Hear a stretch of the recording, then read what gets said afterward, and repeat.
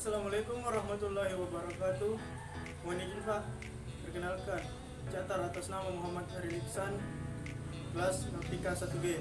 Mohon izin menjawab pertanyaan.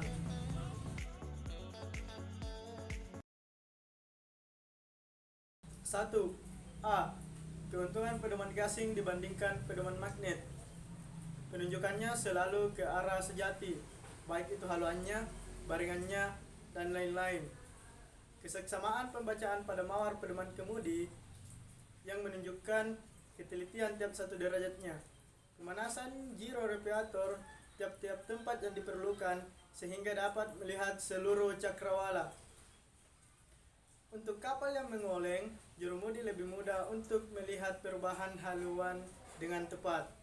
Adapun kerugiannya, instalasi yang lengkap tapi harganya mahal, susunannya pun yang rumit, dan pedoman gyro sangat sensitif terhadap perubahan tegangan listrik di kapal. Karena sumber tenaga gyro ada pada listrik di kapal. B. Pedoman magnet. Karena pedoman magnet adalah satu-satunya pedoman yang tidak menggunakan kelistrikan di kapal. Gaya magnetismenya tersebut yang membuat pedoman magnet itu sangat peka. 2. A. Variasi. Variasi adalah sudut yang dibentuk antara utara sejati dan utara magnet. Nilai variasi tergantung pada tempat di muka bumi dan waktu atau tahun. Variasi terdapat pada mawar pedoman, peta laut, peta variasi, dan buku kepanduan bahari. B. Variasi saat ini tahun 2014 tertulis di peta. 1. Variasi 2 derajat 30 menit is tahun 2000, increasing annually 2 menit. Dihitung dari tahun 2014 dikurang tahun 2000, selisihnya ada 14 tahun.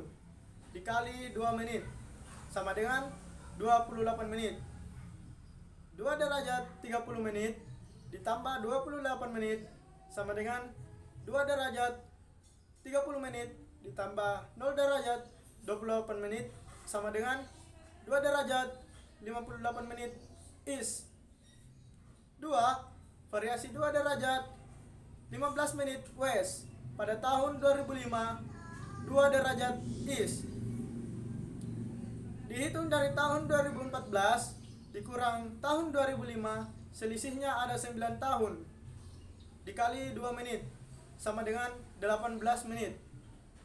Negatif 2 derajat 15 menit ditambah 18 menit sama dengan negatif 2 derajat 15 menit ditambah 0 derajat 18 menit sama dengan negatif 1 derajat 57 menit atau 1 derajat 57 menit west. 3. A. Sifat peka pada mawar pedoman dapat dilihat apabila penunjukan haluan pada mawar pedoman sejajar dengan garis layar. B. Syarat mawar pedoman agar memiliki sifat peka. Penempatannya diusahakan tidak terhalang oleh bagian-bagian kapal sehingga dapat digunakan pada busur 360 derajat.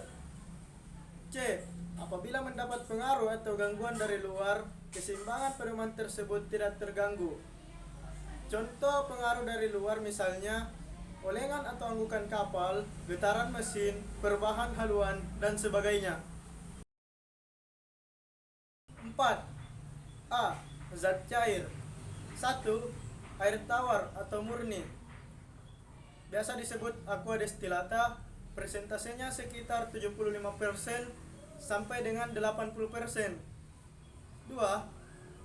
Ether atau alkohol murni 100%. Persentasenya sekitar 20% sampai dengan 25%. Contoh misalnya aqua destillata 75%, maka alkoholnya 25%. Sedangkan apabila aqua destillata 80%, maka alkoholnya 20%. B. Fungsi dari zat cair tersebut. 1. Untuk menurunkan titik beku air. Sangat berguna apabila pedoman digunakan pada lintang tinggi atau daerah yang sedang mengalami musim dingin, sehingga cairan pada pedoman tersebut tidak mudah membeku. 2. Untuk mengurangi kemungkinan korosi pada ketel pedoman.